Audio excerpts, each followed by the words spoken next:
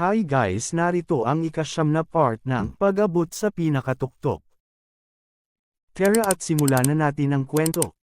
Sa mga liblib na hangganan ng kabundukan ng itim na hangin, kung saan ang mga anino ay humahaba at ang mga lihim ay nagkukubli, nagpatuloy ang dalawang magkasama sa kanilang itinakdang gawain, hindi alintana ang mga panganib na nagkukubli sa kanilang paligid.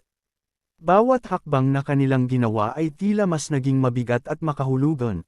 Bawat paghakbang ay nagpapahiwatig ng kanilang determinasyon na harapin ang anumang hamon na kanilang makakaharap sa kanilang paglalakbay.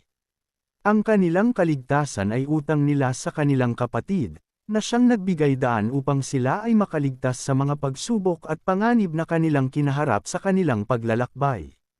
Sa isang banayad na tinig, nagsalita si Sia, na nagmumungkahi ng pagtigil sa kanilang paglalakbay. Unti-unti nang lumalalim ang gabi, marahil ay dapat muna tayong magpahinga dito upang maipan ang ating lakas. Habang papalapit ang takip silim, ang kanilang mga puso ay nagsimulang kabahan habang sila ay napaliligiran ng madilim at masukal na gubat, kung saan ang mga anino ay tila nagiging mas buhay at nagbabanta. Dahil sa pagdating ng gabi, nagkasundo sila na magpahinga sa itaas ng isang malaking puno, naghahanap ng pansamantalang kanlungan mula sa mga panganib na nagkukubli sa lupa. Sa isipan ng bida, naglaro ang mga salita, kung wala ang pisikal na distansya at ang malakas na hangin na humahampas sa aming mga mukha habang nakasakay sa mga kabayo, nararamdaman ko ngayon ang mas malalim na koneksyon sa aking kapatid. Sa gitna ng katahimikan, napansin ng bida ang isang bagay na nakapukaw ng kanyang interes, at nagtanong, "Kapatid, ano ang laman ng bag na iyan na iyong dala?" Sumagot si Sia, na may halong pagka-misteryoso sa kanyang tinig, "Ang mga ito ay mga materyales na kinakailangan ko upang masipsip ang pundasyon na bumubuo ng hamog ng Shamnayin, isang sangkap na may kakaibang katangian." Nagpatuloy siya, "Kahit na magtagumpay tayo sa pagkuha nito, kung hindi ko ito masisipsip sa loob ng 2 oras, ito ay kusang mawawala, na parang bula." Tumango ang bida bilang pag-unawa. "Naiintindihan ko na ngayon ang iyong sitwasyon." Tumingin si Sia sa ating bida at nagtanong, "Kapatid, mayroon akong isang katanungan na nais itanong sa iyo." Tugon ng bida, "Anong pagkakataon, dahil mayroon din akong tanong na nais itanong sa iyo." Kung gayon, sagutin natin pareho ng tapat, sang-ayon ka ba? Tanong ni Sia. "Sang-ayon ako." Sagot ng bida ng may kasiguruhan. "Kung gayon, ako muna ang magtatanong." Pahayag ni Sia. "Sish, magpatuloy ka," sagot ng bida, "ipinapangako ko na hindi ako magsisinungaling sa iyo." Nagsimula si Sia, "Narinig ko mula sa aking master na noong una ay nag-atubili kang tumulong sa akin. Gayunpaman, nang marinig mo na ako ang nangangailangan ng tulong, agad kang sumang-ayon. Ano ang dahilan ng iyong pagbabago ng isip?" Tanong niya. "Sa iyong palagay, ano ang dahilan kung bakit ako sumang-ayon?" Sagot ng bida ng may pagtataka. "Hindi ako sigurado, ngunit sinasabi ng aking master na mayroon kang nakatagong motibo," sagot ni Sia, "at pinayuhan niya ako na maging maingat sa aking pakikitungo sa iyo." Ang matandang iyon. Bulalas ng bida, "Anong klaseng tao ba ang tingin niya sa akin? Kung gayon, bakit ka sumang-ayon na tulungan ako?" Tanong ni Sia. "Dahil dito." Sagot ng bida, na may kasamang ngiti. "Iyan ay," bulalas ni Sia, "ang bote ng tableta na ibinigay ko sa iyo noong nakaraang beses. Ito ang unang bote ng blood clotting cream na ibinigay sa akin ng aking kapatid," paliwanag ng bida. "Sa loob ng 3 taon na ginugol ko sa loob ng sekta, ito ang unang pagkakataon na nakaramdam ako ng init at habag mula sa isang tao," patuloy niya. "Ako, si Yang Kai, ay nagbabayad ng kabutihan sa mga taong nagpakita ng kabaitan sa akin. Ngunit paano mo nalaman na ako ang nangangailangan ng tulong?" Tanong ni Sia. "Sigurado ako na wala kang malay noong panahong iyon," dagdag niya. "Sabi nila, makikilala mo ang isang babae sa pamamagitan ng kanyang pabango," sagot ng bida ng may ngiti. "Ang iyong kakaibang amoy ay nananatili pa rin sa bote ng tableta na ito, kapatid," pagtatapos niya. Nagmumula ang mukha ni Sia habang siya ay tumugon. Okay, ikaw naman ang magtanong. Hindi ba may mga dating sugat si Treasurer Meng? Tanong ng bida. Kung gayon, bakit hindi niya kinaya ang paglalakbay na ito? Iyon ay dahil, sagot ni Sia, na may halong pagtatapat sa kanyang tinig, nilagyan ko siya ng gamot. Hindi napigilan ng bida ang kanyang sarili at tumawa sa kanyang narinig. Sa isang mapagmahal na kilos, marahang hinampas-hampas ni Sia ang likod ng bida.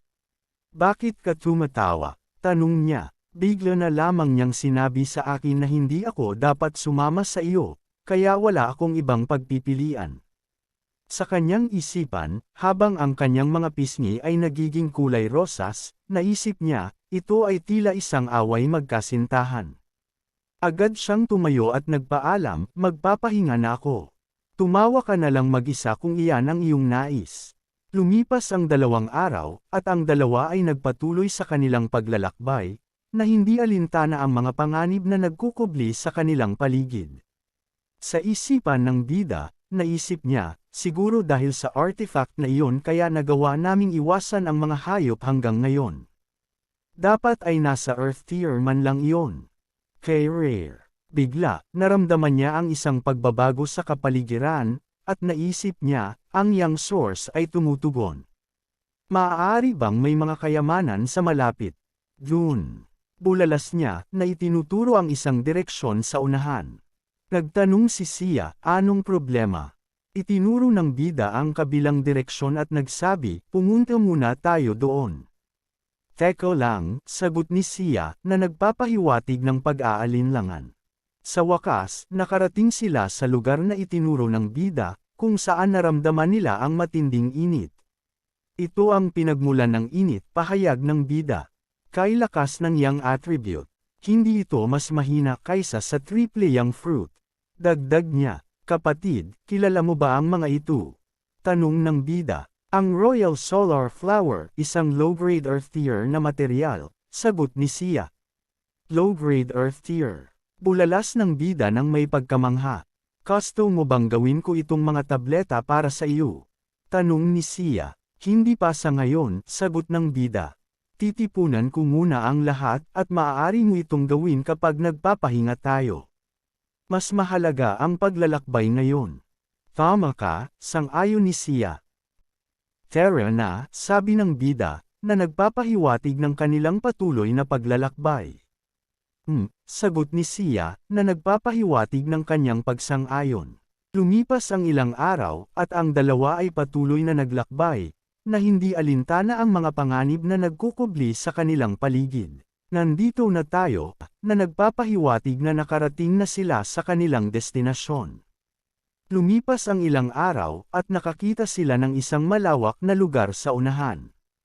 Nasaan na tayo? Tanong ng bida. Ang lugar na ito ay hindi naman naiiba sa iba, sagot ng bida na nagpapahiwatig ng pagtataka.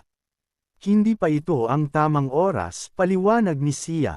Sinabi ng aking master na kailangan kong sipsipin ang pundasyon na bumubuo ng hamog ng siyam na yin kapag dumaan tayo sa lugar na ito sa 7 ng Hulyo. Kung gayon, bakit bigla siyang nagsisi?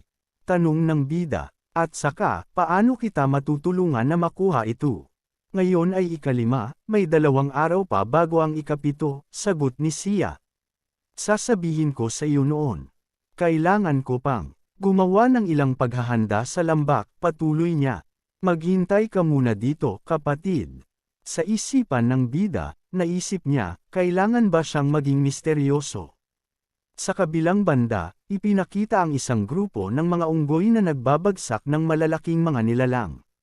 Nagpakilos kami ng 4 na Chi Fusion Realm Cultivators sa pagkakataong ito, at nawala na kami ng isa, sabi ng isa sa mga unggoy.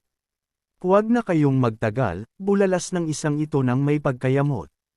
Kailangan na nating umalis. Ang mga tao mula sa Sangwon Society ay sinusubukan tayong gamitin bilang cannon fodder. Reklamo ng isa pang unggoy. Pero huli na para umatras, sagot ng isa. Hal Master Wen, dapat pa ba nating ituloy ang paghabol? Tanong ng isang unggoy. Natatakot ako na ang bilang ng mga nasawi ay tataas lamang mula rito. Kung magtanong si Lolo tungkol dito, sino ang mananagot? Malapit na tayo, sagot ni Hallmaster Wen. Nakarating na sila sa kanilang destinasyon. Iyon ang lambak sa unahan. Maghanda sa pag-atake. Maghanda para saan? Tanong ng isang unggoy. Ang makalangit na kayamanan ay pangalawa lamang kumpara sa kagandahang iyon na si Xia Ningxiang. Maraming araw na akong nagtitiis para dito, paano ako makakapaghintay pa? Atake na. Nakangiti si Hallmaster Wen habang nagpapasensya. Bagamat nakarating na sila sa kanilang destinasyon, mukhang hindi pa nila natagpuan ang kayamanan, paliwanag niya. Pangako kung hindi ko hahayaang makatakas ang babae, kaya maging mapagpasensya ka pa. Sish, maghihintay pa tayo ng 2 araw. Sagot ng isang unggoy na parang bata. Kung walang mangyayari sa loob ng 2 araw na ito, kikilos na tayo. Sa isipan ni Hallmaster Wen, naisip niya, ang walang pag-asang baboy na ito. Puno ng kababaihan ang kanyang ulo, malamang na hindi siya magiging matagumpay sa hinaharap. Lumipas ang 2 araw, at muling sumapit ang gabi. Nakahawak sa ulo si Xia at sinabi, nandito na ako. Binati naman ito ng bida, maligayang pagbabalik. Sa isipan ng bida, naisip niya, kung titingnan kung gaano siya kapatla. Maraming pagsisikap at yuan chi ang ginugol sa paghahanda. Agad nag-lotus position si Xia at nagsabi, magpapagaling muna ako. Kailangan nating makuha ang pundasyon na bumubuo ng hamog ng siyam na yin ngayong gabi sa pagitan ng hating gabi at pagsikat ng araw. Kung makaligtaan natin ito, magtatago itong muli. Sish, sagot ng bida. Huminga ng malalim si Xia at nagsabi, kapatid, malapit na maghating gabi. Manatili kang malapit sa akin, hindi ko kayang mag-aksaya ng anumang yuan chi. Okay, sagot ng bida. Habang nakaupo ang dalawa sa tapat ng isang maliit na apoy, may madilim na aura ang pagkalupit sa kanila. Bigla, naramdaman ng bida ang isang pagbabago sa kapaligiran, at naisip niya, ang yin chi ay biglang lumalakas. Kay siksik na yin chi. Habang natitigilan ang bida, hinatak siya ni Xia at gumawa ng isang barrier para maprotektahan sila. Kapatid, halika rito, sabi ni Xia. Ang jade pendant na ito ay maaaring pananggalang sa atin mula sa yin chi. Sa isipan ng bida, naisip niya, ang pendant na ito ay isa pang high-level artifact. Ilang artifacts ba ang mayroon si kapatid? Nagtanong naman si Xia habang namumula ang mukha, bakit ka nakatitig sa akin? Napansin nilang dalawa na sobrang lapit nila sa isa't isa. Aalas na lang ako, sabi ng bida. Pinigilan naman siya ni Xia at nagsabi, huwag. Okay lang kung tumayo ka lang sa tabi ko. Huwag ka lang lumabas. Bakit hindi? Tanong ng bida. Mahalaga ang iyong yuan chi, hindi natin ito maaaring sayangin dito, sagot ni Xia. Naisip niya, ito ay isang ganap na makatwirang kahilingan, kaya bakit ako kinakabahan? Nararamdaman ko ang tibok ng puso ni kapatid, napakabilis, naisip niya. Kailangan nating gamitin ang iyong yuan chi upang makuha ang pundasyon na bumubuo ng hamog ng siyam na yin, kaya hindi ito maaaring sayangin, paliwanag ni Xia. Bukod pa rito, ang simula ng yin chi ay nasa unang yugto pa lamang, patuloy niya. Ang puro na yin chi ay titipon-tipon sa loob ng buong lambak sa hating gabi. Magiging isang sakuna kung hindi ka mananatili sa akin. Napansin na rin ito ng mga unggoy. Ito, bulalas ng isa sa mga unggoy. Hallmaster Wen, maaari bang nagtagumpay sila? Tanong ng isa pang unggoy. Nagtagumpay man o hindi, ang gayong pangyayari ay mauuna lamang sa paglitaw ng isang makalangit na kayamanan, sagot ni Hallmaster Wen. Marahil dapat tayong, hindi ako maghihintay. Bulalas ng isang unggoy. Matagal na tayong naghintay, pasukin na lang natin. Aasikasuhin muna natin sila, at pagkatapos ay mag-isip ng paraan upang makuha ang makalangit na kayamanan. Sish, sagot ni Hallmaster Wen. Kayong mula sa Storm Manor, sumunod kayo. Naisip niya, Yang Kai, Yang Kai. Dahil nang ahas kang hawakan ang aking babae, ipapatikim ko sa iyo ang pagsisisi. Kaagad na silang sumulong. Bigla, may napansin ang dalawa. Bakit sila narito?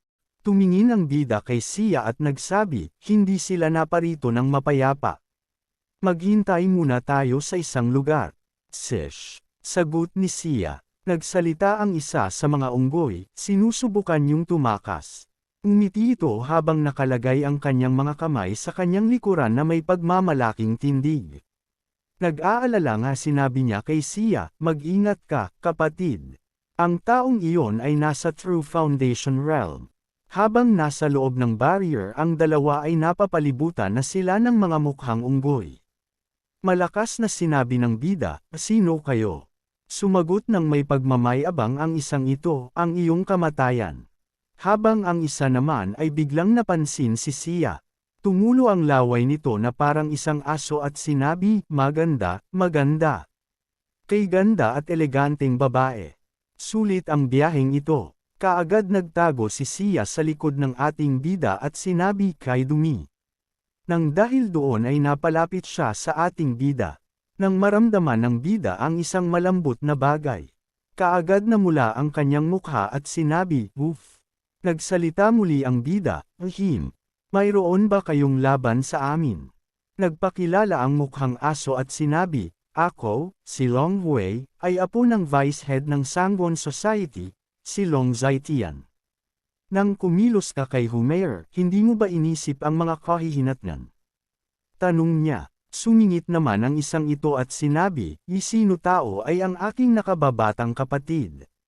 Tanong ko sa iyo, may kinalaman ba sa iyo ang pagkawala niya at ni Cheng Xiaofeng? Tanong niya. Sa isip ng ating bida, naisip niya, hindi ko akalain na magiging sikat ako na dalawang magkahiwalay na kayig ng mga kaaway ang lalapit sa akin sa unang pagkakataon na umalis ako sa sekta. Nadamay ko pa si kapatid. Lumingon siya kay Sia at sinabi, "Huwag kang mag-alala sa akin, humanap ka ng pagkakataong tumakas ng mag-isa." Umiti ang pangit na mukhang aso at sinabi, "Tumakas. Tiyak na mamamatay ka ngayon. Para sa babaeng nasa likod mo, mapupunta siya sa akin pansamantala. Huwag kang mag-alala, papatayin ko siya kapag nagsawa na ako." Hinawakan niya si Sia at sinabi, "Umalas ka." Sinabi niya kay Sia na tumakbo papalayo. Ngunit may napansin si Sia. Nakasunod ang mukhang butiki at sinabi kay Nave. Nakahanda ang mukhang butiki ng pag-atake na isang palm strike.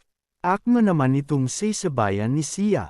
Nang nagtama ang kanilang mga pag-atake, napalipad pa pabalik si Sia. Nang mapansin ito ng bida, sumigaw siya, "Kapatid." Pag-aalalang sabi ng bida, "Okay ka lang ba?" Putol-putol na sagot ni Sia, "Okay lang ako." Agad naman nakabalik sa pwesto ang mukhang butiki.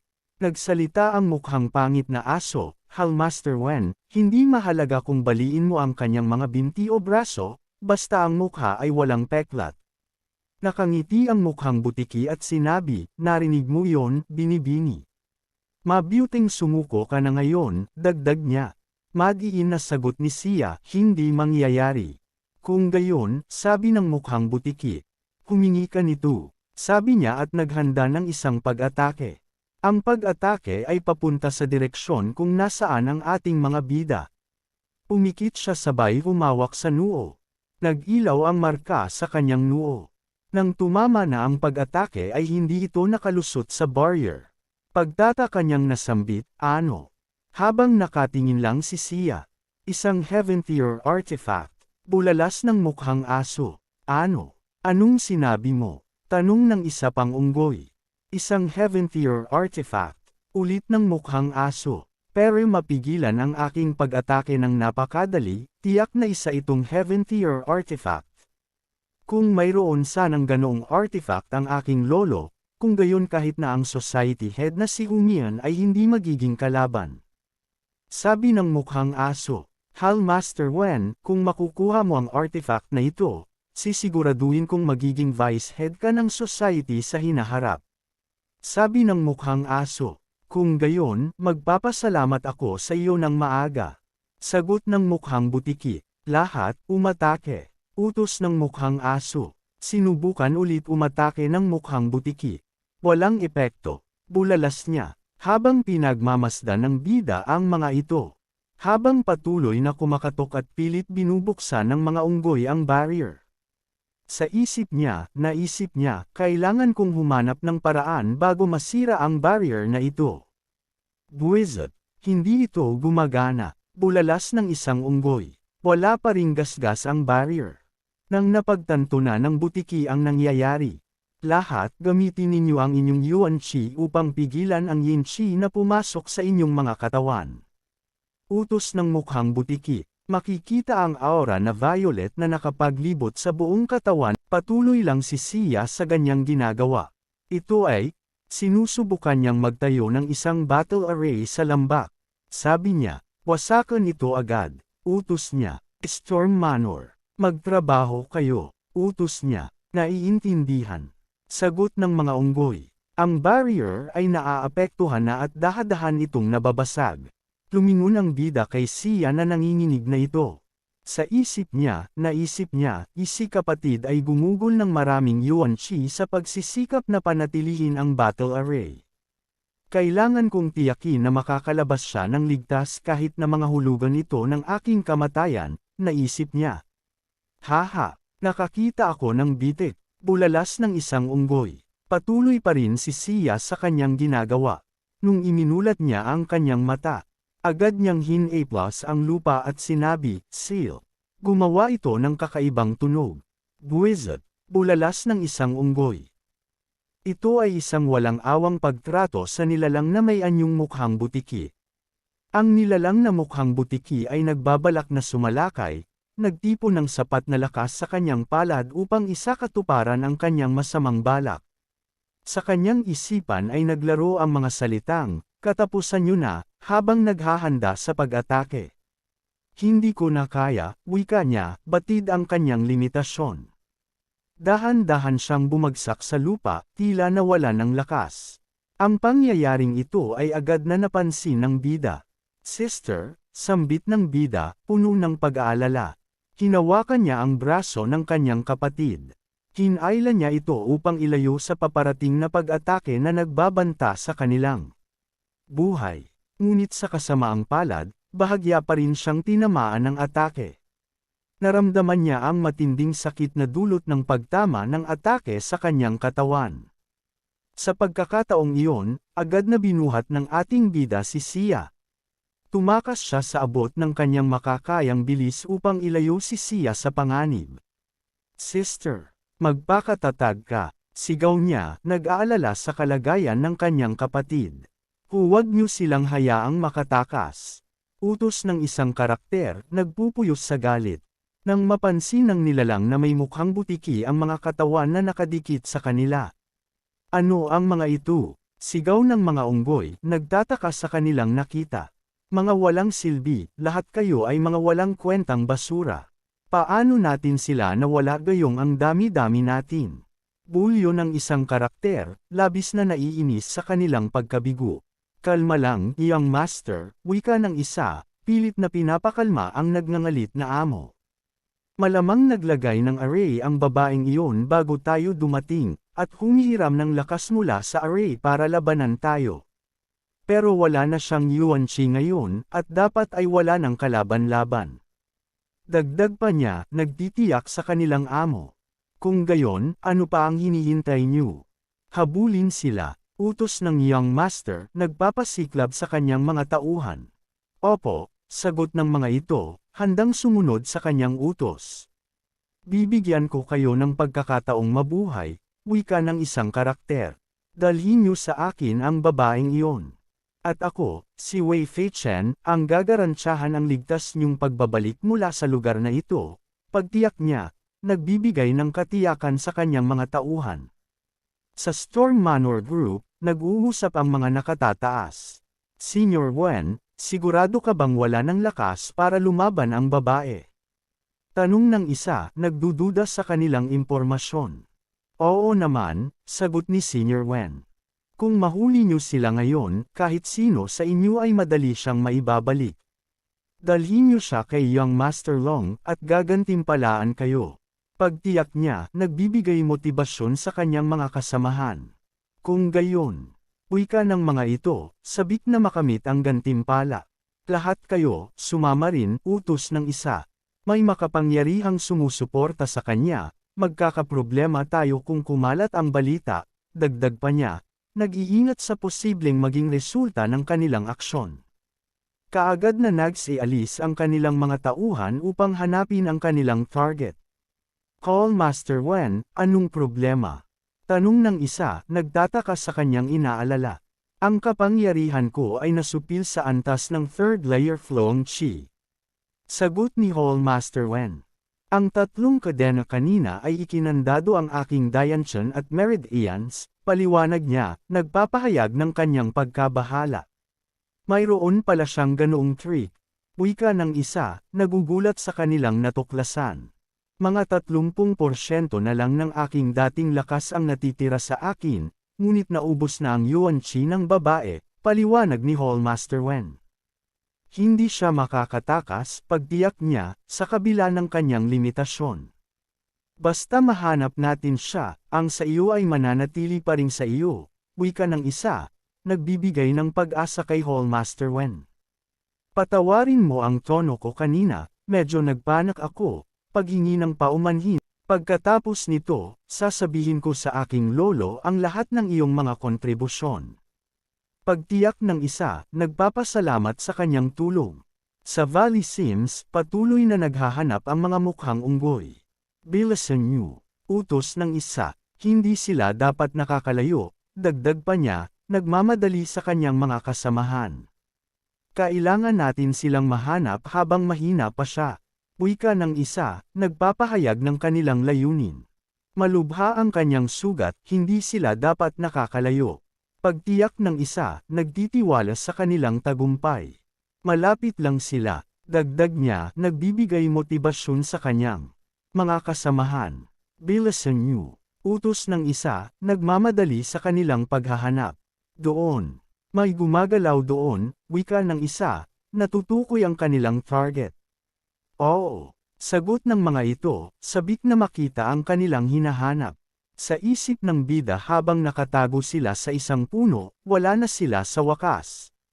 Dahan-dahan niyang ibinababo si Sia, maingat na hindi ito masaktan. Habang nararamdaman pa rin ang sakit, si Sia ay nagpupumiglas. Anong problema? Paano ako makakatulong? Tanong ng bida, nag-aalala sa kalagayan ni Sia. Mayroon akong gamot, tulungan mo ako, pakiusap ni Sia, nang hihina. Sige. Nakuha ko. Sagot ng bida, handang tumulong. Mangyaring gumaling ka agad. Ayokong mamatay ka sa akin. Wika ng bida, nagpapahayag ng kanyang pag-aalala. Habang lumilipas ang gabi, patuloy na ibinabalik ni Sia ang kanyang lakas.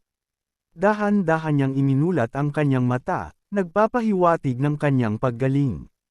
Nang maimulat na niya ito, biglang nagsalita ang bida. Okay ka na ba? Tanong niya, nag-aalala sa kalagayan ni Sia. Walang malaking problema, sagot ni Sia. Pero hindi ako makakalaban sa loob ng ilang panahon, dagdag pa niya, nagpapahayag ng kanyang limitasyon. Basta okay ka lang, wika ng bida, nagpapasalamat na ligtas si Sia. Magpahinga ka na lang, payo niya. Kapag hamupa na ang lahat, ilalayo kita rito, pagtiyak niya, nagpapahayag ng kanyang plano. Hindi yun posible, sagot ni Sia. Ginawa ko ang 9-in-8 locks array, na epektibong isinara ang lambak na ito mula sa panlabas na mundo, paliwanag niya, nagpapahayag ng kanyang ginawa. Kaya ang dahilan kung bakit ka umalis kanina ay para iset up ang array na ito. Tanong ng bida, nagtataka sa kanyang ginawa. Balak ko sanang gamitin ito laban sa Foundation Building Do of 9-in, ngunit walang ibang pagpipilian kundi i-activate ito ng mas maaga, paliwanag ni Sia. Ang pangunahing layunin ng array na ito ay hindi pumatay, ngunit dahil sinalakay ng Yinchi ang kanilang mga katawan, higit sa kalahati ng kanilang lakas ay naisara, dagdag pa niya. Naisara, gaano karami? Tanong ng bida, nagtatanong tungkol sa epekto ng array. Mga 60 hanggang 70%, sagot ni Sia. Para sa True Foundation Cultivator na iyon, sa tingin ko ay mga 80% ng kanyang kapangyarihan ang naisara, pagtiyak niya, nagbibigay ng impormasyon tungkol sa kanilang kalaban. Kaya ibig sabihin ay mayroon na akong pagkakataon ngayon. Tanong ng bida, nagpapahayag ng kanyang pag-asa. Huwag kang magpadalos-dalos. Babala ni Sia. Kahit na naisara ang kanilang lakas, hindi sila mga kalaban na kaya mong talunin. Dagdag pa niya, nagpapaalala sa bida na mag-ingat. Mahahanap tayo sa lalong madaling panahon, wika ng bida. Bakit hindi natin simulan at lumaban para mabuhay? Pagtatanong niya, nagpapahayag ng kanyang plano. Mas marami sila kaysa sa iyo. Pagpapaalala ni Sia, mangyaring mag-isip ng makatwiran. Pakiusap niya, nag-aalala sa kaligtasan ng bida. Huwag mo akong pigilan, sister, wika ng bida. Dapat alam mo kung anong uri ng wakas ang sasapitan ko kung mahulog ako sa mga kamay ni Long Hui, paliwanag niya, nagpapahayag ng kanyang determinasyon. Teka, pigil ni Sia, kung determinado kang umalis, dalhin mo man lang itong jade pendant. Pakiusap niya, nag-aalala sa kaligtasan ng bida. Mas kailangan mo ito, sagot ng bida. Mayroon akong sariling paraan ng pagharap sa Yin-Chi, pagtiyak niya, nagpapahayag ng kanyang kakayahan. Isang bagay pa. Kung makakabalik ako ng ligtas, maaari mo bang ipangako ko sa akin ang isang bagay? Pakiusap niya, nagpapahayag ng kanyang hiling. Anong bagay? Nagtataka sa kanyang hiling. Sasabihin ko sa iyo kapag nakabalik na ako. Isa pa, dagdag niya. Kung hindi, ako nakabalik bago magbukang liwayway, tumakas ka agad mula rito. Habang nagpapatuloy ang gabi, patuloy pa rin ang paghahanap ng mga mukhang unggoy. Brother Song, saan kaya sila nagtatago? Tanong ng isa. Wala kaming ideya. Pag-amin niya, nagpapahayag ng kanilang pagkabigo. Huwag kang mag-alala, sagot ni Brother Song. Naghahanap din si Brother Nu at ang mga walang kwentang iyon mula sa Sangwon Society, pagtiyak niya, nagpapahayag ng kanilang pag-asa. Siguro nasupil na nila siyang Kai at ang babaeng iyon, dagdag pa niya. Naaawa ako sa babaeng iyon, wika ng isa. Ang ganda niya, ngunit sino ang nakakaalam kung anong uri ng mga kakilakilabot ang haharapin niya sa mga kamay ni Long Hui, pag-aalala niya sa maaaring mangyari kay Sia. Dahil sa kung gaano kalibog si Long Hui, malamang na wala siyang gaanong makamit sa hinaharap, wika ng isa. Malalakas tayo sa kanya sa lalong madaling panahon, pagkatapos ay ipapakita natin sa kanya kung sino ang boss. Pagyayabang niya, nagpapahayag ng kanilang ambisyon. Sino yan? Sigaw ng isa, nagulat sa kanilang narinig. Biglang may nagsalita, ang mga katulad niyo. Huwag mo akong patawanin, pangungot siya ng isang boses. Ito ang ating bida, hindi ba't hinahanap niyo ako? Tanong niya, nagpapahayag ng kanyang presensya. Yang Kai, hindi ako makapaniwala na desperado ka nang mamatay. Wika ng isa, nagugulat sa kanyang katapangan. Baka libing mo, hindi sa akin, sagot ng bida, nagpapahayag ng kanyang kumpiyansa. Nasaan ang babae ngayon? Tanong ng isa, nagtatanong tungkol sa kinaroroonan ni Sia. Sasabihin ko sa iyo kung matatalo mo ako. Sagot ng bida, nagpapahayag ng kanyang hamon. Petard, sa tingin mo ba kaya mong talunin ang aking 6th layer initial foundation cultivation sa iyong 4th layer initial foundation? Pangungot siya ng isa, nagtitiwala sa kanyang lakas. Brother, takpan mo ako, papasok ako. Utos ng isa, nagpapahayag ng kanyang intensyon. Subukan natin ng kaunti, naghahanda sa laban. Mabilis na umiwas ang bida sa ginawang pag-atake ng kalaban. Nagpaulan ng pag-atake ang kalaban, sinusubukang tamaan ang bida. Hindi masama, wika ng kalaban, pinupuri ang kakayahan ng bida. Patuloy itong sumusunod sa ating bida, sinusubukang pigilan siya. Ibababalik kita sa lugar mo, wika ng kalaban. Mamatay ka, dagdag pa niya, nagbabanta sa bida. Thunderstorm Kali. Naghanda na rin ang bida ng kanyang pag-atake, handang lumaban. Nagdedepensa ng walang armas. Tanong ng kalaban. Isang hamak na 4th layer initial foundation, kuryente kita. Pangungot siya niya, nagtitiwala sa kanyang tagumpay.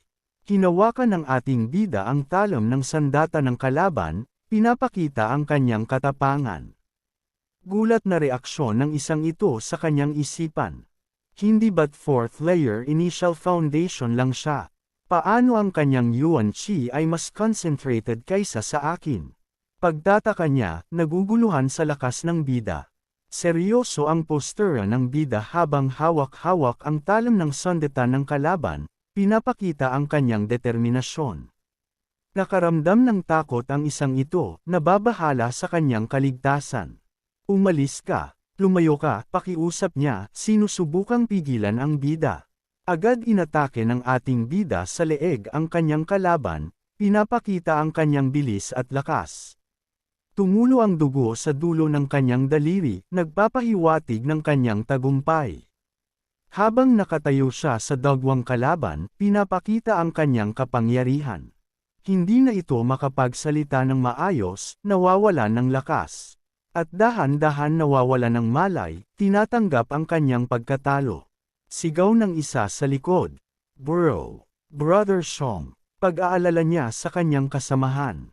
Kagat itong tumakbo papalayo, sinusubukang takasan ang bida. Lumayo ka, sigaw niya, nagpapahayag ng kanyang takot.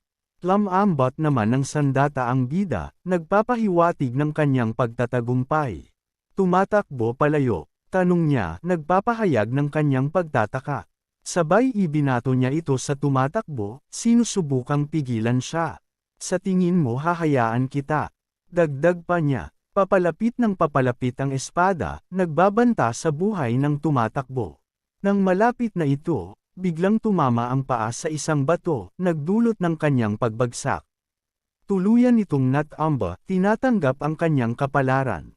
Ang espada ng bida ay lumagpas dito, nagpapahiwatig ng kanyang pagkabigo. Kaagad naman sumunod ang bida papunta sa kalaban, handang tapusin ang laban. Naghanda ang isang ito sa pagdepensa, sinusubukang protektahan ang kanyang sarili. Ngunit hindi pa niya nabubunot ang kanyang sandata, tinamaan na siya sa leeg, nagpapahiwatig ng kanyang pagkatalo. Sabi ng isang ito, habang tumutulo ang dugo sa kanyang bibig, ano ang skill na ito, nagtataka sa kakayahan ng bida. Tuluyan ng sumirit ang dugo sa kanyang leeg, tinatanggap ang kanyang kamatayan. Hindi ko na kailangan gumamit ng skill para patayin ka, wika ng bida, nagpapahayag ng kanyang kapangyarihan. May papalapit, tanong niya, nag-aalala sa posibleng pagdating ng mga kalaban. Mga tao mula sa Storm Manor. Malamang naalarma sila sa mga sigaw kanina, dalawa mula sa kaliwa, isa mula sa kanan, dagdag pa niya, nagbibigay ng impormasyon tungkol sa mga paparating na kalaban. Aalisin ko ang mga nasa kaliwa. Wika ng bida, nagpapahayag ng kanyang plano. Ano ang mga sigaw na yon? Tanong ng isa, nagtataka sa kanilang narinig. Napansin nila ang mabilis na tumatakbo, nagpapahiwatig ng pagdating ng bida. Sino yan? Sigaw ng isa, nagugulat sa kanilang nakita. Si Yang Kai. Sagot ng isa, kinukumpirma ang pagdating ng bida. Masarap na nila ang ating bida, handang lumaban. Agad itong umatake sa kalaban, sinusubukang talunin sila. Naputol ang sandatang ito diretso sa kanyang tagiliran, nagdudulot ng matinding sakit. Napaluhod ito sa kanyang tama sa tagiliran, hindi makayanan ang sakit. Sigaw ng isa brother, nag-aalala sa kanyang kasamahan. Susugod ulit ang ating bida, handang tapusin ang laban. Pinatamaan naman niya ng palm strike sa dibdib ang isa, nagdudulot ng kanyang paglipad. Kaganitong lumipad, hindi makapaniwala sa nangyari. Nang mapansin ito ng nakaluhod, nag-aalala sa kanyang kasamahan. Napasigaw ito brother, nagpapahayag ng kanyang pagkabahala. Yang Kai. Sigaw niya, magbabayad ka para dyan. Dagdag pa niya, nagpapahayag ng kanyang galit. Sinenda ng ating bida ang espada gamit ang kanyang kamay, pinapakita ang kanyang katapangan. Sabay ngumitito ng nakakatakot, pinapakita ang kanyang determinasyon. Takot na nabitawan ng isang kanyang sandata, hindi makapaniwala sa nangyari. Ikaw, wika niya, nagugulat sa lakas ng bida. Binigyan ng matinding sipa ng ating bida ito, nagdudulot ng kanyang pagluhod sa sakit. Binunot ng ating bida ang espada na nakatusok sa kanyang braso, pinapakita ang kanyang katapangan. Maririnig na lang ang sigaw ng kalaban, nagpapahayag ng kanyang sakit. Nang may dumating, nagpapahiwatig ng pagdating ng mga reinforcements. Ikaw pala ito, hindi ba? Tanong ng isa, kinukumpirma ang pagdating ng bida. Ngu Tao at Sheng Xiaofeng, dagdag pa niya, nagpapahayag ng kanilang pagkakakilanlan. Pinatay mo sila, hindi ba? Tanong ng isa, nagpapahayag ng kanyang galit. Tama, alternasyon. Sagot ng bida, pinatay ko silang lahat. Pag-amin niya, nagpapahayag ng kanyang tagumpay. Galit na galit ang isang ito sa kanyang mga narinig, hindi makapaniwala sa nangyari. Pagod itong naghanda ng pag-atake, handang lumaban. Kung gayon, gagantay ako sa kanila ngayon sa pamamagitan ng pagkuha ng iyong buhay. Wika ng isa, nagpapahayag ng kanyang intensyon. Lumipensa naman ang bida, handang protektahan ang kanyang sarili. Ngunit may nakalusot pa rin na pag-atake, nagdudulot ng kanyang pagkasugat. Isang hamak na 4th layer initial foundation ay walang karapatang magyabang sa harap ko. Wika ng isa, nagmamayabang sa kanyang lakas. Hindi kita palalampasan, sisiguraduhin kong mamamatay ka ng dahan-dahan at masakit. Dagdag pa niya, nagbabanta sa bida. Makikita ang tama sa katawan ng ating bida, nagpapahiwatig ng kanyang pagkasugat. Inalis na ng bida ang kanyang damit, handang lumaban. Ang iyong mga galaw ay para lamang sa palabas, wika ng bida. Hindi ka ba nahihiya na hindi mo kayang gawin ang mas mahusay, ikaw bakla? Pangungutya niya, sinusubukang inisin ang kalaban. Habang naghahanda ang kalaban, handang lumaban. Papakainin kita ng mga salitang iyon. Wika ng isa, sa lalong madaling panahon ay magmamakaawa ka para sa awa. Dagdag pa niya, nagbabanta sa bida. Pabalik sa iyo, sagot ng bida, pinapakita ang kanyang kumpiyansa. Retard. Sigaw ng isa, nagpapahayag ng kanyang galit. Sabay na samubod ang dalawa sa isa't isa, handang lumaban. Nang magbangga na ang kanilang pag-atake, nagdudulot ng malakas na impact. Naramdaman ng kalaban ang lakas ng ating bida, hindi makapaniwala sa kanyang kapangyarihan. Bahagya itong napaatras, nagpapahiwatig ng kanyang pagkabahala. Sa isip ng kalaban, paano ito posible? Ang kanyang chi ay masyadong mabangis para sa isang 4th layer initial foundation. Pagtataka niya, naguguluhan sa lakas ng bida. Nakangiting sabi ng bida, mayroon akong iba pang ipapakita sa iyo, nagpapahiwatig ng kanyang lihim na kapangyarihan. Sa isip ng kalaban na nabibigla, paano ito posible? Ang kanyang chi ay masyadong mabangis para sa isang 4th layer initial foundation. Pagtataka niya, hindi makapaniwala sa nangyayari. Ang teknik ng bida, persistence of absolute pride, nagpapahayag ng kanyang determinasyon. Agad na naman sumugod ang dalawa sa isa't isa, handang lumaban. Masama ang pakiramdam ko dito. Wika ng isa. Ang lakas ng suntok na ito ay talagang maihahambing sa 5th layer initial foundation. Pagtataka niya, naguguluhan sa lakas ng bida. Patuloy na naglaban ang dalawa, nagpapalitan ng mga atake. Makikita ang mga tinamo na sugat ng bida, nagpapahiwatig ng kanyang pagkasugat. Tingnan ko kung hanggang kailan ka tatagal. Wika ng isa, nagbabanta sa bida. Katapusan mo na, dagdag pa niya, nagpapahayag ng kanyang intensyon. Patuloy na lumalaban ang bida, handang protektahan ang kanyang sarili. Nang makakita siya ng isang bukas na depensa, pinatamaan niya ito agad ng walang pag-aalinlangan, pinapakita ang kanyang bilis at lakas. Mapaatras ang kalaban ng ilang metro, hindi makayanan ang lakas ng atake. Makikita ang bida sa kanyang pokus na estado, nagpapahiwatig ng kanyang determinasyon. Ang ating bida ay nababalutan ng isang pulang aura, pinapakita ang kanyang kapangyarihan. Bigla siyang sumulong sa 9th layer initial foundation. Tanong ng isa, nasa berserk mode ba siya? Pagtataka niya, naguguluhan sa nangyayari. Paano ang isang hamak na initial foundation cultivator ay makakapasok sa berserk mode? Tanong ng isa, hindi makapaniwala sa nangyayari. Berserk mode. Tanong ng bida, nagbibiro ka ba? Pangungutya niya, pinapakita ang kanyang kumpiyansa. Rasyonal ka pa rin. Tanong ng isa, paano? Malinaw na nasa berserk mode ka. Pagtataka niya, naguguluhan sa nangyayari. Paano ito posible? Tanong ng isa, hindi makapaniwala sa nangyayari. Ako ay talagang rasyonal pa rin, sagot ng bida, pinapakita ang kanyang kontrol. Tumama ang matinding pag-atake ng bida, nagdudulot ng matinding sakit sa kalaban. Napaatras na naman ng ilang metro ang kalaban, hindi makayanan ang lakas ng atake. Nang dahil dito napasuko siya ng dugo, nagpapahiwatig ng kanyang pagkasugat. Nabali ang isang kanyang kamay, hindi makayanan ang sakit. Ang kamay na ito ay sunog, baluktot ang mga daliri, lahat ng buto ay bali. Wika ng isa, lahat ng meridians ay nasira, parang wala na rin, pagpapahayag niya ng kanyang pagkabigo. Habang nakatingin siya sa Aida, nakaramdam siya ng takot na makikita sa kanyang mga mata, hindi makapaniwala sa lakas ng bida. Ang bida ay nakangiti pa rin kahit sa kanyang mga tinamong sugat, pinapakita ang kanyang determinasyon. Sumigaw sa takot ang isang ito, hindi makapaniwala sa nangyayari.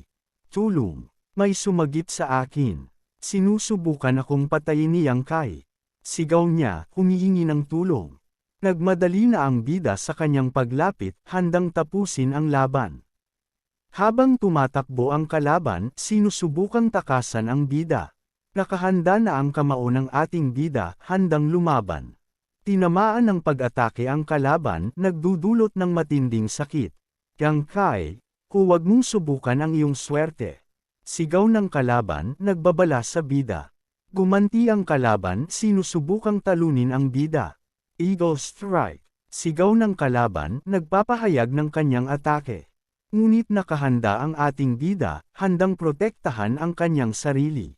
Biglang tinamaan sa mukha ang isang ito, hindi makayanan ang lakas ng atake. Habang nilalamon niya ang kamao ng ating bida, hindi makapaniwala sa nangyari. Ano? Naiwasan niya ito. Tanong ng kalaban, nagugulat sa kakayahan ng bida.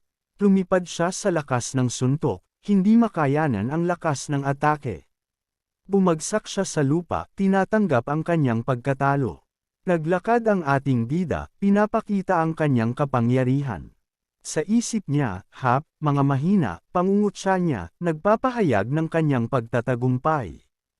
Anong huling salita? Tanong ng bida, nagbibigay ng pagkakataon sa kalaban.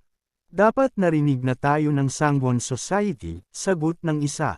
Malapit na silang dumating para, hindi na natapos ang kanyang sasabihin ng top icon ng ating bida ang mukha ng isang ito hanggang mawala ng buhay, pinapakita ang kanyang kapangyarihan. Pinakita ang mga wala ng buhay na katawan, nagpapahiwatig ng kanilang pagkatalo. Ang Storm Manor ay wipe out, nagpapahayag ng tagumpay ng bida. 3 laban, 5 patay, wika ng bida. Dapat ba akong umatras o magpatuloy? Pagtatanong niya, nag-iisip tungkol sa kanyang susunod na hakbang. Persistence of Absolute Pride ay naka-activate pa rin, wika ng bida. Walang mas magandang panahon. Dagdag pa niya, nagpapahayag ng kanyang determinasyon. Nang bigla na lang may lumabas na naman na mga kalaban, nagpapahiwatig ng patuloy na laban. Sumuko ka na lang, Yang Kai. Sigaw ng isa, sinusubukang pigilan ang bida. Sa isip ng bida, hindi ko alam kung makakaligtas ako sa laban na ito, pag-aalala niya sa kanyang kaligtasan. Sister, sinubukan ko ang aking makakaya, dagdag pa niya, nagpapahayag ng kanyang determinasyon. Sa kabilang banda sa himpapawid, habang may lumilipad na nilalang. Ito pala si Manager Meng, nagmamadali sa kanyang pagdating.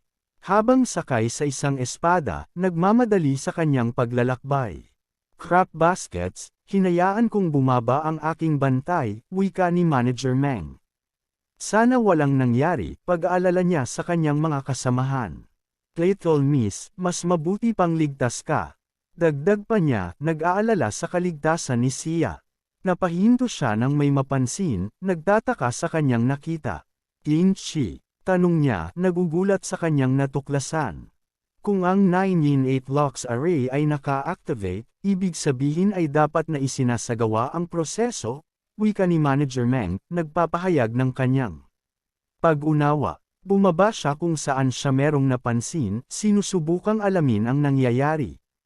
Dahil ang array ay naka-activate, ang espasyo sa loob ay nahiwalay, wika ni Manager Meng.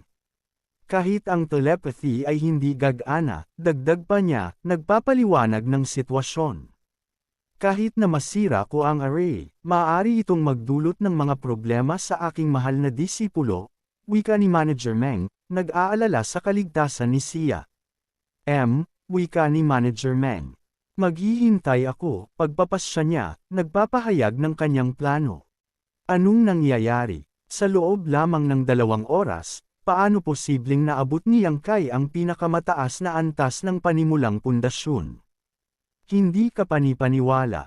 Ang aura ng ating bida ay patuloy na nagliyab, nagpapahiwatig ng kanyang walang patid na determinasyon at lakas.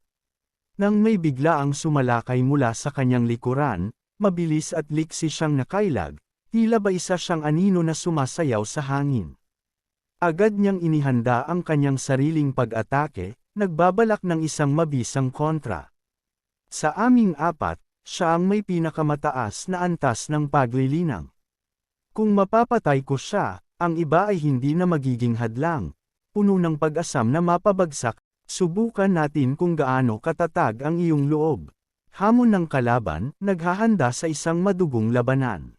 Ngunit ang ating bida ay ngumiti lamang, isang misteryosong ekspresyon na nagpapahiwatig ng kanyang kumpiyansa. Tumatawa siya. Anong ibig sabihin nito? Tanong ng isang kalaban, nagtataka sa kanyang reaksyon. Anong dapat kong ikatakot? Nasa Chi Fusion Realm ako. Tingnan natin kung sino ang unang mamamatay. Sigaw ng kalaban, nagpapakita ng kanyang lakas ng loob. Sa halip na umiwas, sumabay ang ating bida sa pag-atake ng kalaban, isang mapanganib na hakbang na nagpapakita ng kanyang katapangan. Tumama ang kanyang pag-atake sa kalaban, na nagdulot ng matinding sakit at pinsala. Kasabay nito, tumama rin sa kanya ang atake ng kalaban, ngunit nanatili siyang nakangiti, tila ba hindi siya nasaktan. Ngayon na ang tamang pagkakataon upang tumakas. Naisip niya, nagpaplano ng kanyang susunod na hakbang. Agad na lumayo ang bida, mabilis na gumalaw upang makalayo sa panganib. Nakangiti siya habang hinahawakan ang bahagi ng kanyang katawan kung saan tumama ang pag-atake ng kalaban, tila ba kinukot siya ang kanyang kaaway. Ang kalaban na kanyang inatake ay napaluhod, hindi makapaniwala sa nangyari. Kapatid, sigaw ng kanilang mga kasamahan, puno ng pag-aalala.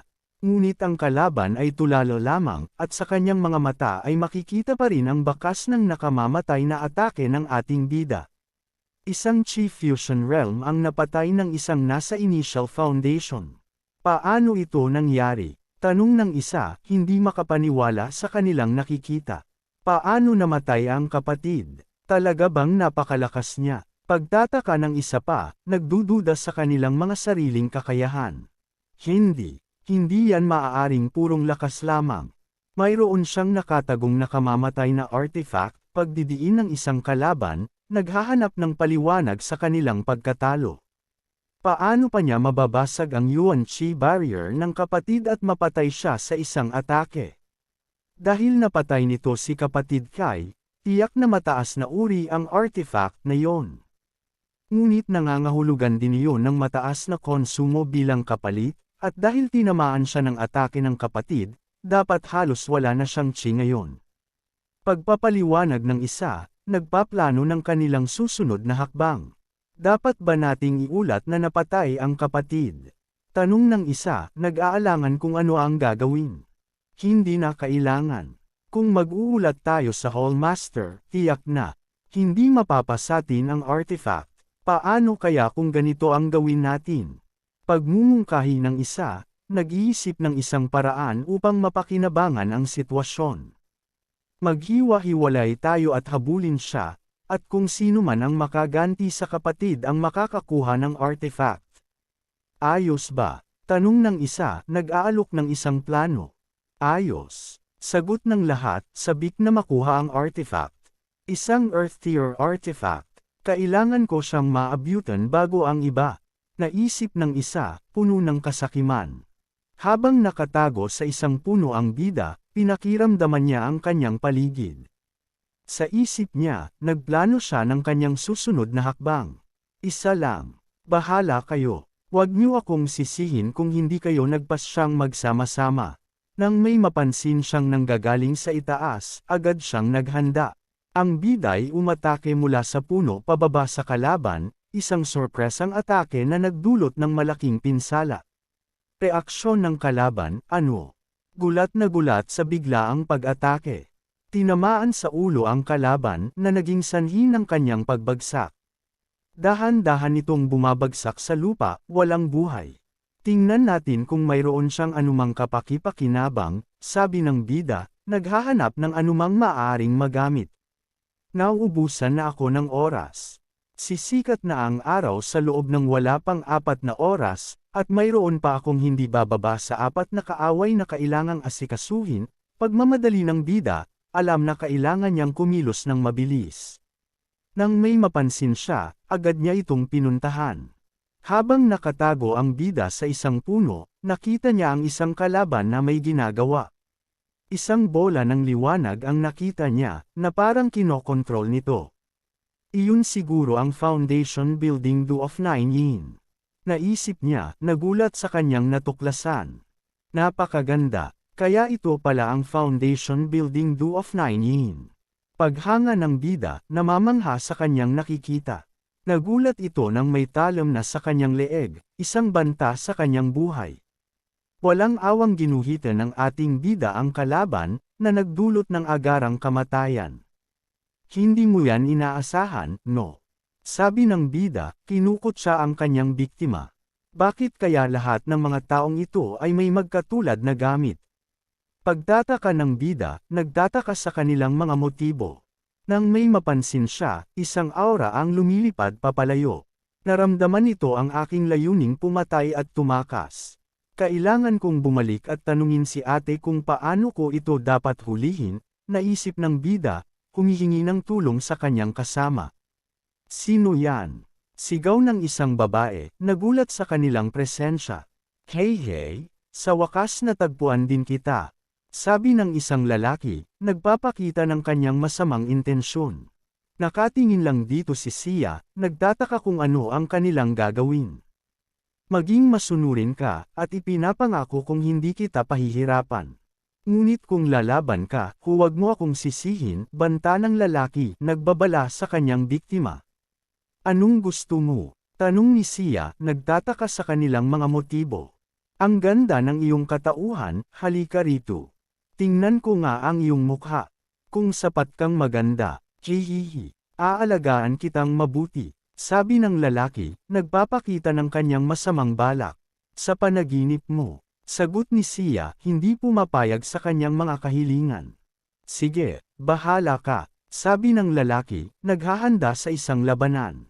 Gumawa ng pag-atake si Sia, nagpapakita ng kanyang lakas at determinasyon. Habang papalapit ito sa gupitbaw, naghanda siya sa kanyang atake. Walang saysay yan. Sabi ng gupitbaw, nagtitiwala sa kanyang mga kakayahan. Huwag kang lumaban.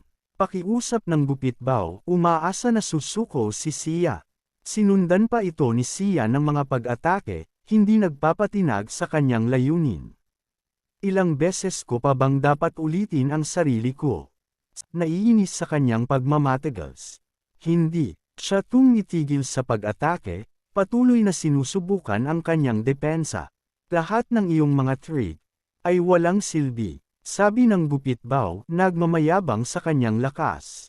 Buwizard, kung hindi ka titigil sa pagiging pasaway, tatawagan ko siyang Master Long dito. Banta ng gupitbaw, sinusubukang takutin si Sia. Nasa likod na ang ating bida, nagtatago sa anino. Sabi ng gupitbaw, bibilang ako hanggang 3. Ito na ang huling pagkakataon mo para sumuko sa akin. Nang mapansin ni Sia ang ating bida, nagulat siya sa kanyang presensya. Ay, kapatid, maligayang pagbalik, sabi ni Sia, nagpapakita ng kanyang kagalakan.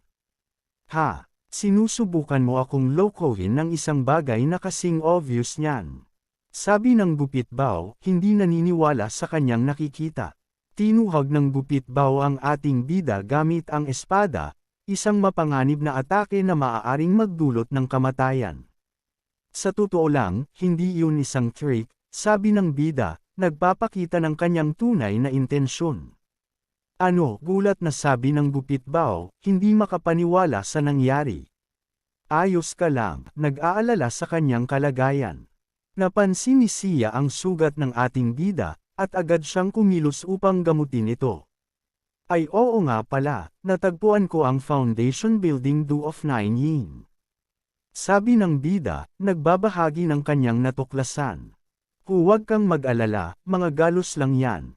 Sinusubukang pagaanan ang kanyang mga alalahanin. Sinabi ni Sia, hindi na kailangan yan. Tanong ng bida, bakit mo nasabi yan? Hindi ba't pumunta tayo rito para makuha iyon? Umupo ka muna Yang Kai, sabi ni Sia, nag-aalala sa kanyang kalagayan. Pinunit niya ang kanyang damit, at ibinuhos niya ang isang bote ng gamot sa kanyang sugat.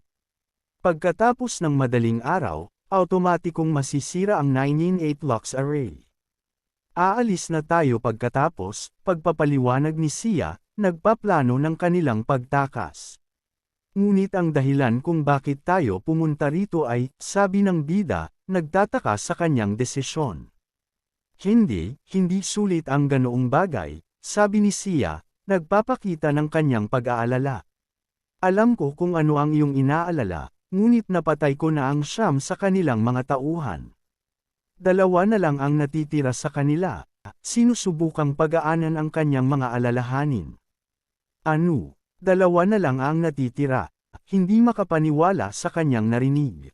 Si Long Hui at ang taong samugat sa iyo. Anong dapat nating ikatakot ngayong sila na lang ang natitira? Nagtitiwala sa kanilang mga kakayahan. Kailangan nating makuha ang Foundation Building Do of 9 Yin, napakalayo na nang narating natin para sumuko na lang, pagdidiin ng bida, hindi pumapayag na sumuko. Kung silang 2 na lang ang natitira, wala nang dapat ikatakot, sabi ni Sia, nagtitiwala sa kanilang mga kakayahan. Ang tanging inaalala ko ngayon ay ang lakas ng tunay na Foundation's Cultivator na babalik kapag nasira ang array sa madaling araw, pag-amin ni Sia, nagpapakita ng kanyang tunay na pag-aalala. Makakabawi siya kapag nasira ang array. Tanong ng bida, nagtataka sa kanyang sinabi. Oo. Sagot ni Sia, nagpapatunay sa kanyang sinabi. Kung gayon, wala na tayong pagpipilian. Kung hindi natin aayusin ang tunay na pundasyon na iyon bago sumikat ang araw, sabi ng bida, nag-iisip ng isang paraan upang malutas ang kanilang problema. Kung gayon, kamatayan ang naghihintay sa atin, nagpapakita ng kanilang mapanganib na sitwasyon. Habang patuloy pa rin na lumulutang ang umiilaw na bagay, nakatingin dito ang ating bida. Ang Foundation Building Do of 9 Yin ay nasa loob ng usbong ng bulaklak na iyon, sabi ni Sia, nagtuturo sa kanilang target. Kapag namulaklak ang bulaklak, huhulihin ito ng 9-in-8 Lux Array, pagpapaliwanag ni Sia, nagbibigay ng karagdagang impormasyon. Ngunit abala ang array sa paghawak sa mga mula sa Sangwon Society, sabi ni Sia, nagpapahiwatig ng kanilang oportunidad. Na nangangahulugan na kung papatayin natin silang lahat, maaari mong gamitin ang array para sa orihinal nitong layunin, tama? Tanong ng bida, nag-iisip ng isang plano. Sa teorya, sagot ni Sia, hindi sigurado sa kanyang plano. Ngunit paano kung hindi sila pumunta rito? Aalala sa kanilang mga posibilidad. May mabilis na mga papalapit, at napansin ito ni Sia. Nandito na sila, sabi ni Sia, nagbabala sa kanilang mga kaaway. Haha, dapat kong sabihin. Napakatalino mo, sabi ng isang lalaki, nagpapakita ng kanyang paghanga. Nakatingin lang ang dalawang bida sa mga ito, naghahanda sa isang labanan. Para mabuhay pa rin pagkatapos ng napakatagal, mukhang walang magawa ang mga basurang iyon sa kanilang sarili, sabi ng isang lalaki, kinukutya ang kanilang mga kaaway. Bumalik na kayong lahat ngayon. Nagpapakita ng kanyang lakas ng loob. Bakit ka tumatawa? Tanong ng isang lalaki, nagtataka sa kanyang reaksyon. Dahil walang darating, sagot ng bida, nagtitiwala sa kanyang mga kakayahan. Anong sinasabi mo? Tanong ng isang lalaki, hindi makapaniwala sa kanyang narinig. Hindi makasagot ang mga patay, pagkatapos ng lahat, sabi ng bida, nagpapakita ng kanyang tunay na intensyon. Napagtanto na nito ang sinabi ng bida, at nagulat ito sa kanyang nakita. Kahit napatay na silang lahat, huwag mong isipin na makakatakas ka sa akin. Banta ng isang lalaki, hindi pumapayag na sumuko. Subukan natin yan, sagot ni Sia, naghahanda sa isang labanan. Kaganda baka wala ng malakas na enerhiya si Sia, nagpapakita ng kanyang kapangyarihan. Papalapit na ito sa mga kalaban, naghahanda sa kanyang atake. Ano ito mahina, sabi ng isang lalaki, minamaliit ang kanyang lakas. Ngunit, anong lakas ng aura ng pagpatay? Nagtataka sa kanyang kapangyarihan. Young Master Long, ako na ang bahala sa babae. Sa iyo ko na ipinauubaya ang lalaki, sabi ng isang lalaki, nagbibigay ng kanilang plano. Sige. Ngunit huwag mong saktan ang kanyang mukha. Sabi ni Young Master Long, nagpapakita ng kanyang interes kay Sia. Huwag kang mag-alala tungkol doon. Sagot ng isang lalaki, nagtitiwala sa kanyang mga kakayahan. Nilabanan na ito ni Sia, nagpapakita ng kanyang kasanayan. Habang patuloy ang palitan ng pag-atake ng dalawa, hindi sila nagpapatinag. Young Master Long, gusto mo ba talaga akong patayin dahil lang kay Humair? Nagtataka sa kanyang motibo. Sa tingin mo, bakit pa kita sinundan hanggang dito? Sagot ni Young Master Long, nagpapakita ng kanyang tunay na intensyon. Wala akong malalim na ugnayan kay Humair, sinusubukang linawin ang kanyang relasyon. O, maaring hindi ka interesado sa kanya, ngunit alam ko na ang babaeng iyon ay interesado sa iyo. Sabi ni Young Master Long, nagpapakita ng kanyang pagkaseloso. At sino ka para akitin ang aking babae? Sigaw ni Young Master Long puno ng galit. Sa isip ng bida, nag-iisip siya ng kanyang plano. Ang tunay na lakas ni Long Hui ay mas mataas kaysa kay Nu Tao, kahit na sila ay nasa parehong paglilinang. Ngunit mas lalo akong nasa sabik. Naisip ng bida, nagpapakita ng kanyang determinasyon. Nang malapit na ang kalaban, napansin nito ng bida, at agad siyang kumilos. Nakaiwas sa pag-atake nito na nagdulot ng malaking pinsala sa lupa, nagpapakita ng kanyang liksi. Hindi masama na naiwasan mo yan, sabi ni Long Hui, nagpapakita ng kanyang paghanga. Ngunit masyado kang mabagal, sabi ni Long Hui, nagmamayabang sa kanyang bilis. Mabilis ng mat-ache ang kalaban, nagpapakita ng kanyang kapangyarihan. Ngunit nakaiwas ang ating bida, nagpapakita ng kanyang kasanayan. Agad na dumistansya ang bida, naghahanap ng pagkakataon upang umatake. Golden Arch Steps. Nagulat sa kanyang nakita. Oh, magaling. Nakilala mo ang Golden Arch Steps, nagpapakita ng kanyang paghanga. Ngunit ang laban na ito sa iyo ay masyadong nakakabagot. Dapat kitang tapusin ng mabilis at magsaya kasama ang babaeng iyon. Sabi ni Long Hui, nagpapakita ng kanyang tunay na layunin. Sinusubukang galitin ako, napakababaw. Ngunit makikipaglaro ako. Sabi ng bida, hindi nagpapatinag sa kanyang mga salita. Tumahimik ka agad na sumugod ang bida, nagpapakita ng kanyang determinasyon. Sobrang bagal, sabi ni Long Hui, minamaliit ang kanyang bilis. Nung makita ang bukas na depensa, agad umatake ang bida na gulat ang kalaban. Aba, gulat na sabi ni Long Hui, hindi makapaniwala sa kanyang nakita. Wow, paano ito nangyari? Tanong ni Long Hui, nagtataka sa kanyang pagkatalo. Nakita ko na ang iyong Golden Arch Steps. Hindi na ako mamamali sa susunod na atake. Sabi ng bida, nagpapakita ng kanyang kasanayan. Buwiset, kung sinusubukan mo akong takutin, hindi ito gumagana. Sabi ni Long Hui, sinusubukang itago ang kanyang takot. Ngunit ang natatakot ay ikaw. Sabi ng bida, nagpapakita ng kanyang kumpiyansa. Nakailag ang kalaban, naghahanap ng pagkakataon upang umatake. Agad itong kumuha ng distansya, naghahanap ng paraan upang makatakas. Ngunit nag-iipon ang ating bida ng panibagong pag-atake, nagpapakita ng kanyang determinasyon. Ipinukol niya ito papunta sa kalaban, nagpapakita ng kanyang kapangyarihan. Bahagyang bababa pa lang ang kalaban nang may paparating na naman na pag-atake, hindi siya makapaniwala sa kanyang nakita. Hindi na siya nakailag at tinamaan siya nito, nagdudulot ng malaking pinsala. Imposible ito. Paano niya natagos ang aking defense artifact? Tanong ni Long Hui, hindi makapaniwala sa kanyang pagkatalo. Walang imposible. Sabi ng bida, nagpapakita ng kanyang kumpiyansa. Tumakbo ito na parang bata, desperadong humihingi ng tulong. Call Master Wen, iligtas mo ako. Sigaw ni Long Hui, nagpapakita ng kanyang takot. May lumilipad na naman na pag-atake, nagpapakita ng kanyang kapangyarihan. Tinamaan siya nito sa likod, nagdudulot ng matinding sakit. Napabagsakit sa lupa, hindi makapaniwala sa nangyari. Tinapakan ng ating bida ang likuran nito, nagpapakita ng kanyang kapangyarihan.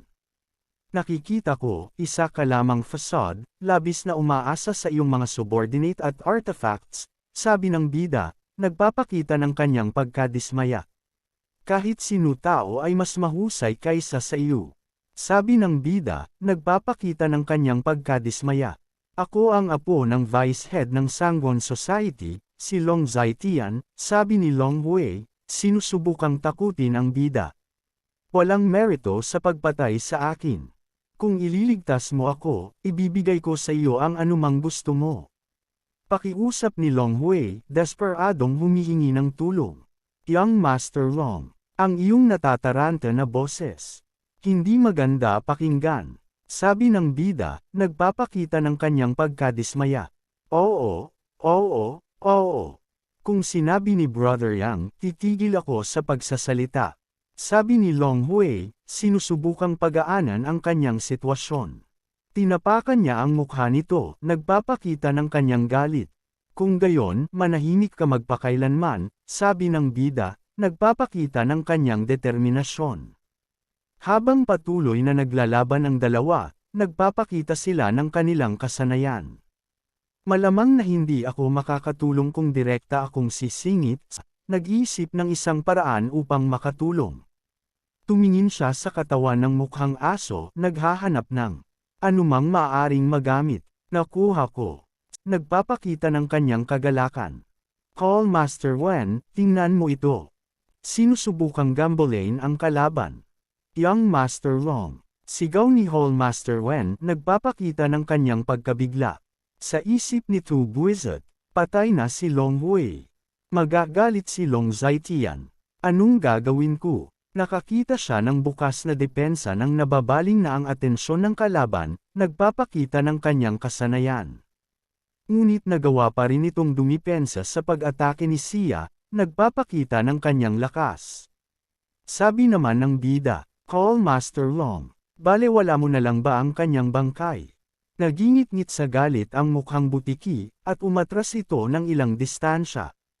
Tinrato ang bangkay ni Young Master Long sa ganitong paraan, hindi ka ba natatakot sa puot ng langit?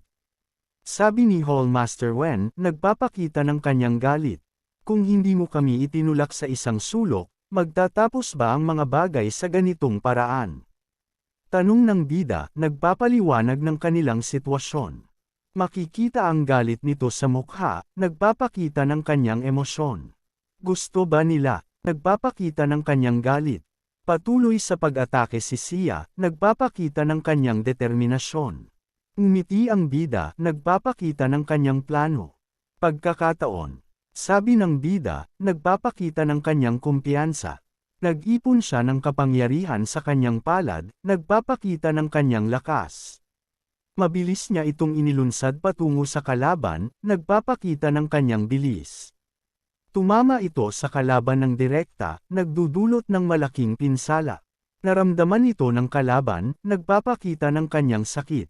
Ang atake ng batang ito ay talagang ilang beses na mas malakas kaysa sa babaeng iyon. Sabi ni Hallmaster Wen, nagpapakita ng kanyang paghanga. Mahigit sa 10 patak ng yang liquid, at hindi pa rin ito nakalusot sa kanya. Nagpapakita ng kanyang pagkabigo. Mukhang kailangan muna kitang patayin. Sabi ni Hallmaster Wen, nagpapakita ng kanyang determinasyon. Umiti ang bida habang nag-aapoy ang kanyang determinasyon, nagpapakita ng kanyang lakas ng loob.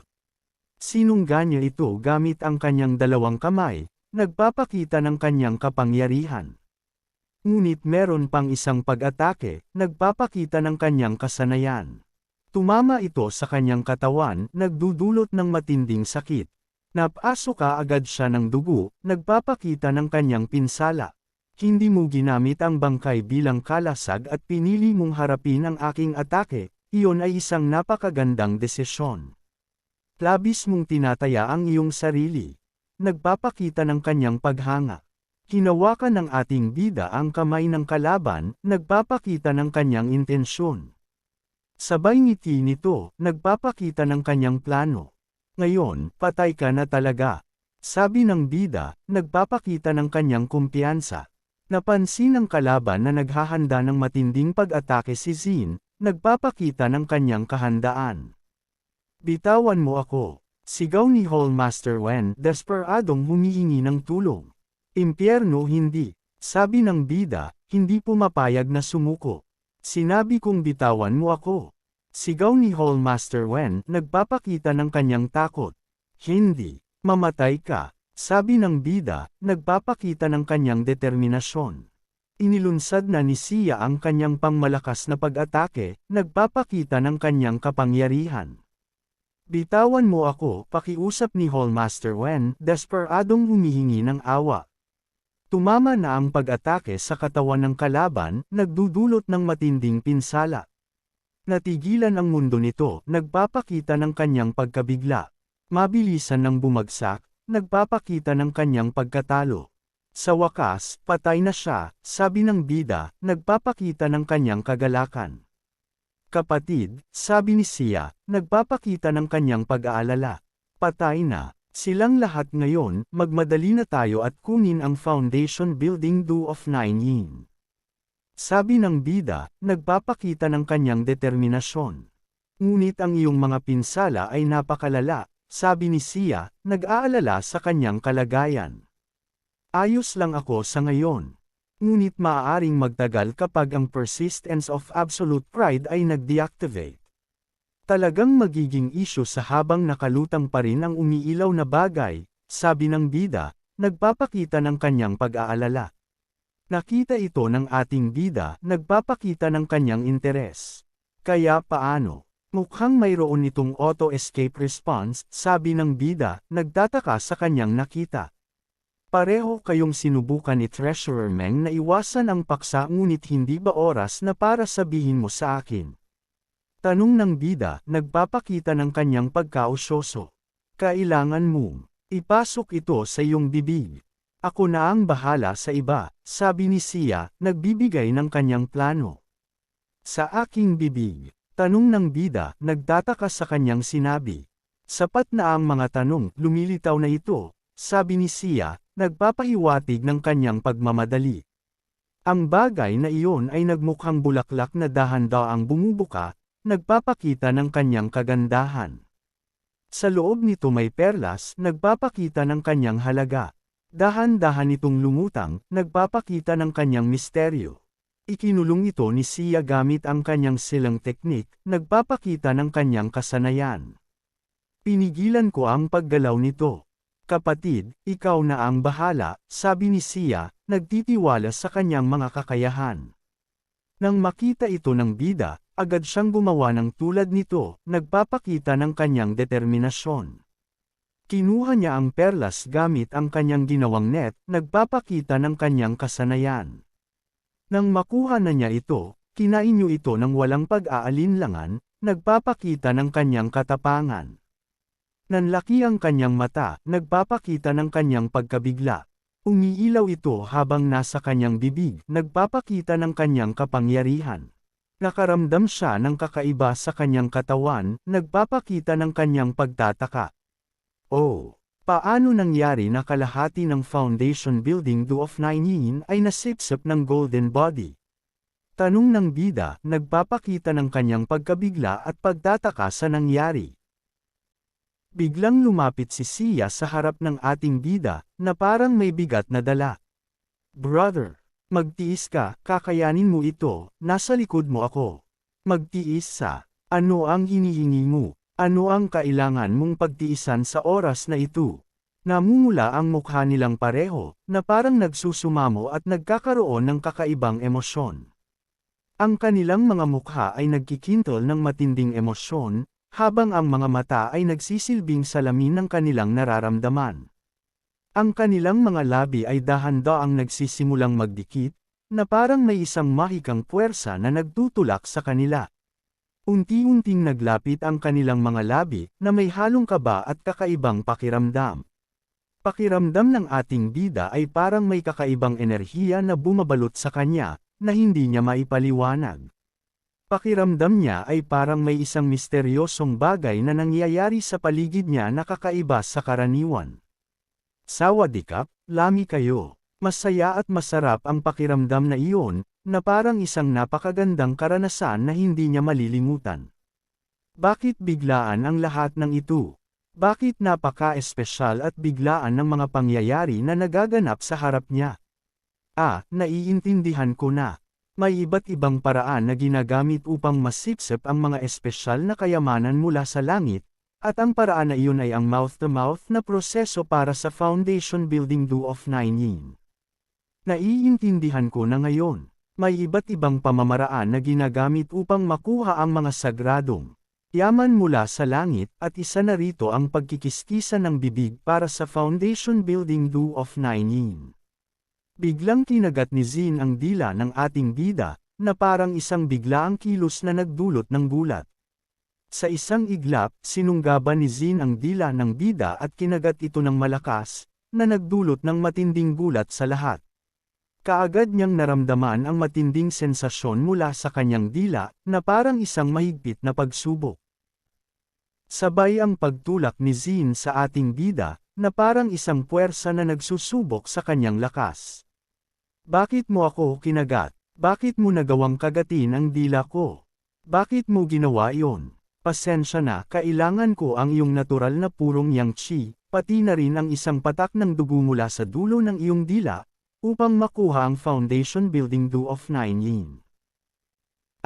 Okay. Sapat na ba iyon? Mayroon pa akong nakahandang higit pa dyan. Gets ko na. Sapat na. Isang patak lang ay sapat na upang makuha ang lahat ng kailangan. Oh, tama, sister, na. Pasensya na. Parang ang dami ng du ay nabawasan sa kalahati sa loob ng aking bibig, na nagdudulot ng pag-aalala kung ito ay magiging sanhi ng problema.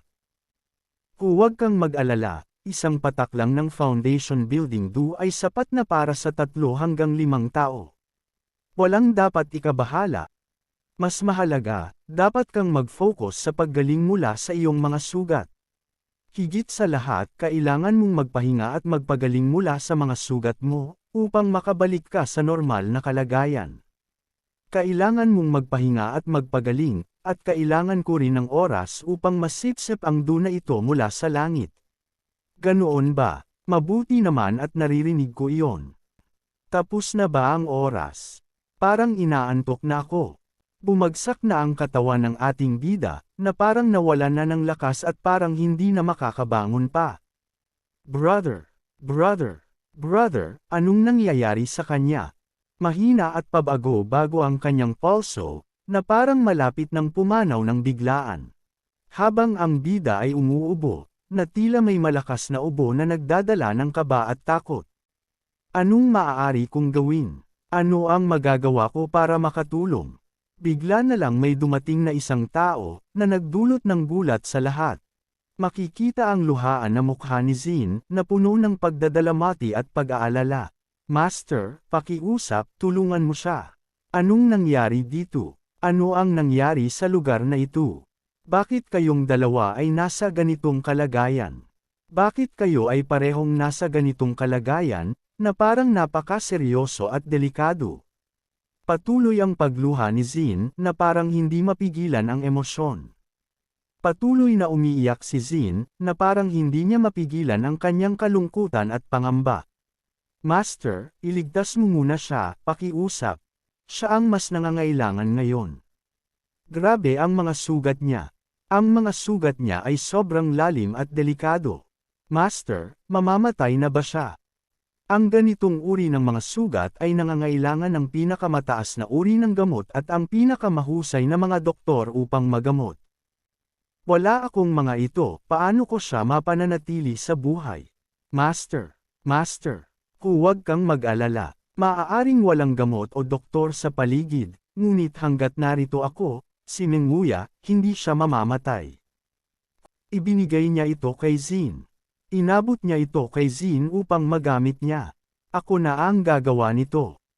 Dali-dali niyang dinurog ito sa kanyang bibig.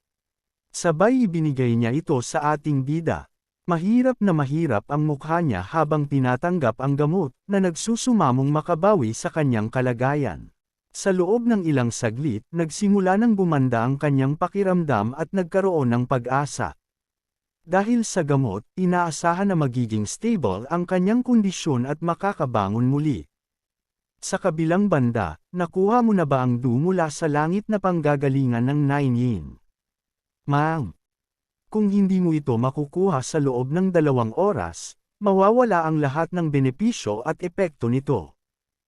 Lahat ng ito ay dahil sa kanya, dahil siya ang nagligtas sa akin at nagbigay sa akin ng pagkakataon na mabuhay. Kung hindi dahil sa kanya, huwag kang mag-alala, nandito ako upang tumulong.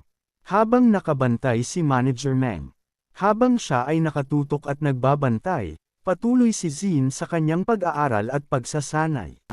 Hindi siya tumitigil sa pagpapractice at pagpapalakas ng kanyang kakayahan, kahit na alam niyang kailangan niyang magpahinga. Master, natapos ko na ang aking gawain. Sa ganitong kalagayan, mas makabubuting umalis na tayo at humanap ng mas magandang lugar para makapagpahinga. Dahil sa kanyang kondisyon, kailangan niyang mapaligiran ng tahimik at komportableng lugar upang makabawi. Nasa isang silid na sila ngayon, kung saan patuloy na ginagamot si Bida. Habang nakahimlay at walang malay. Ang kanyang katawan ay patuloy na tinutulungan ng chi mula sa mga eksperto upang mapabilis ang proseso ng paggaling. Sa kamalayan ng Bida, iminulat niya ang kanyang mga mata, na nagsisilbing simula ng kanyang muling paggising. Nakita niya si Ghost Rider, na nakatayo sa tabi niya, na tila may malalim na pinanggalingan. Kahit na ito ay nagsanib na sa aking katawan, hindi pa rin talaga ito nagpasakop sa akin. Dahan-daang nagsisimula ng mabura si Ghost Rider sa kanyang paningin. Palagi siyang sinusubok nito, at ngayon lang siya tunay na handang maging bahagi ng aking pagkatao. Bilang isang bahagi ng aking pagkatao. Unti-unting nagkakaroon ng pagkakabuo ang Ghost Rider sa kanyang katawan, na parang isang proseso ng pagtutulungan upang maging isang buo. At dito nagtatapos ang kabanata. Maraming salamat po.